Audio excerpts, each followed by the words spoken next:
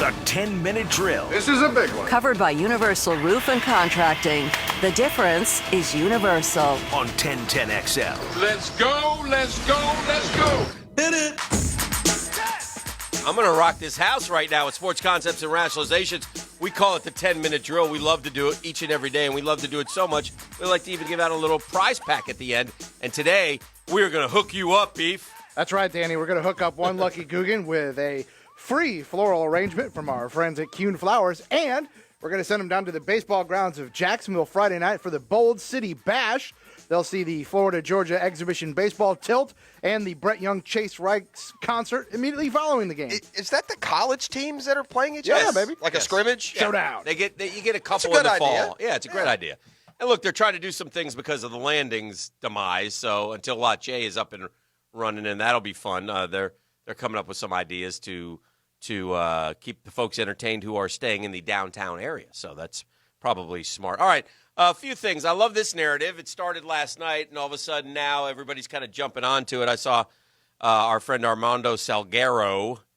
You probably know him. He's written about the Dolphins. Yoso Borinquen. Oh, no. For a long, long time down there in the Miami Herald. But anyway, Armando wrote an article yesterday, and then I saw the Booger and Tess talk about it last night, and that is this.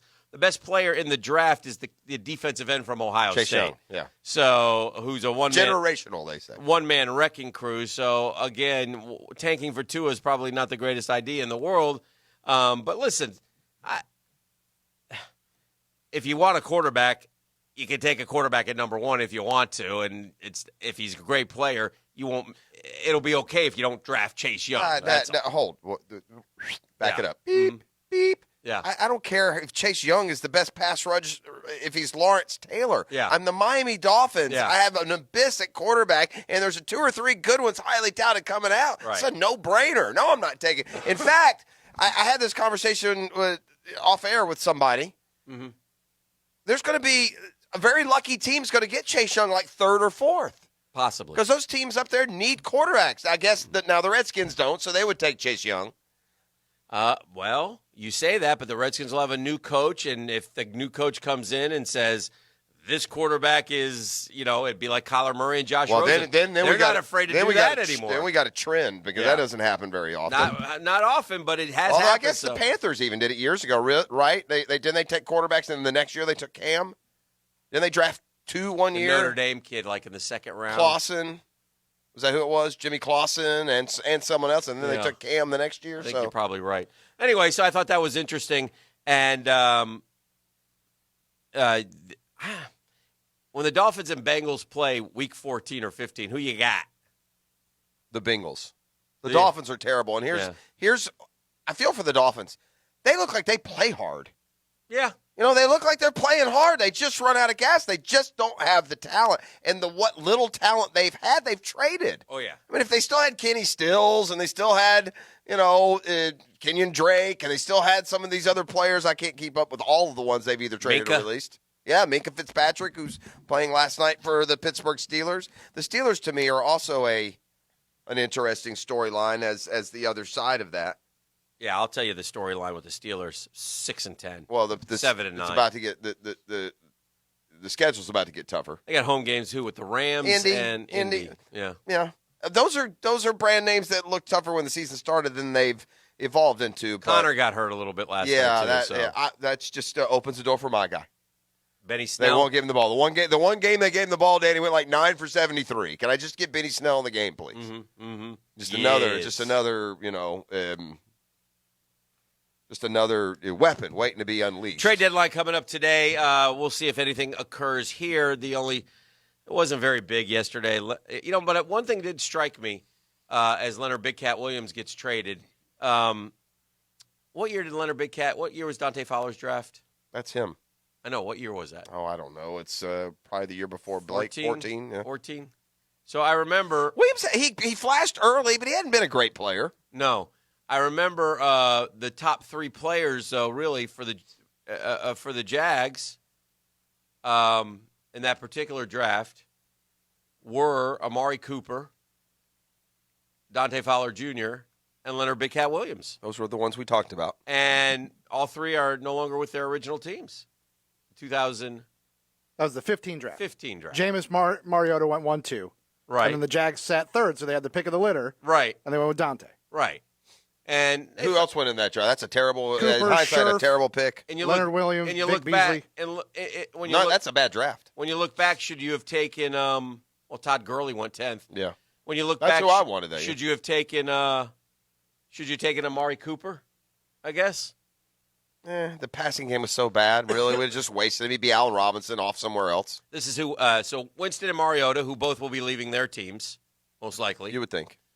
Dante Fowler Jr. no longer with his team. Amari Cooper no longer with his team. Brandon Sheriff with the Redskins. He's made a huge impact. The big cat, Leonard Williams. Kevin White, an absolute Bust. injured bust in Chicago. Still with his team, I think. Vic Beasley, who apparently has had become, one good year. And That's it. The year before, the year after. He's terrible. Like the worst defensive end in the league. I read an interesting article, and they absolutely fricasseed your Atlanta Falcons over this one. They picked up the option on Vic Beasley and are paying him $12.8 million this year because of his agent. Because his agent represents some of their other key players. And so Held him hostage a little. Oh, my goodness gracious. So anyway, Vic Beasley, Eric Flowers. Nothing. I don't know where he is now. Made a stop here, though. Todd Gurley, good player. Well, he sure did, didn't he? Last Didn't he year. start somewhere this year? Yes. Find out where he is.